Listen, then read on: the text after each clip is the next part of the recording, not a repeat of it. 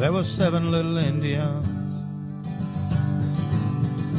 living in a brick house on Central Avenue, gathered round their daddy telling stories in the living room from a slightly unrealistic point of view.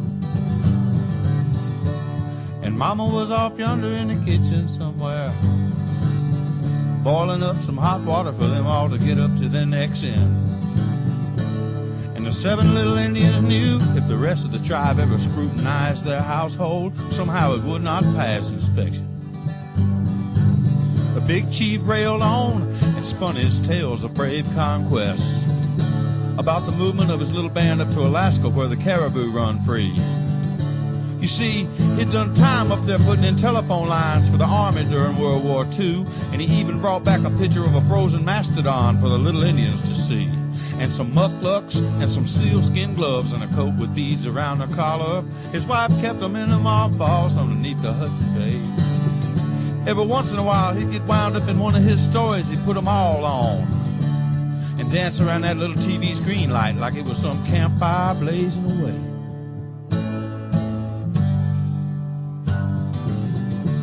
And he stamped and he hollered, but he could not stay warm in that living room. And the 7 little Indians, they could feel the chill. And although everything always worked out for the better in all of his stories, in that old brick house, it seemed like something was moving in for the kill.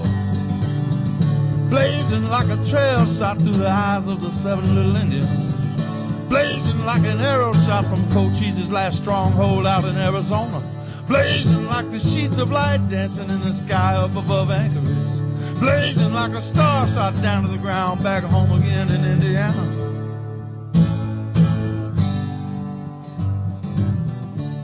And then it got so quiet you could hear a pin drop. They all started dropping like flies. The oldest little Indian got sick and vanished, and the big chief went 2 years later. And Mama raised up the 6 little Indians the best she could to be housewives, musicians, insurance salesmen.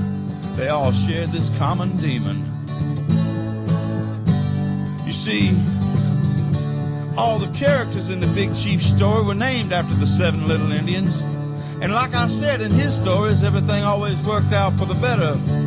And now, as I'm telling this stuff to my own kids and dancing around the TV screen light, I wished I had those mucklucks, those sealskin gloves, and that coat with the beads around the collar.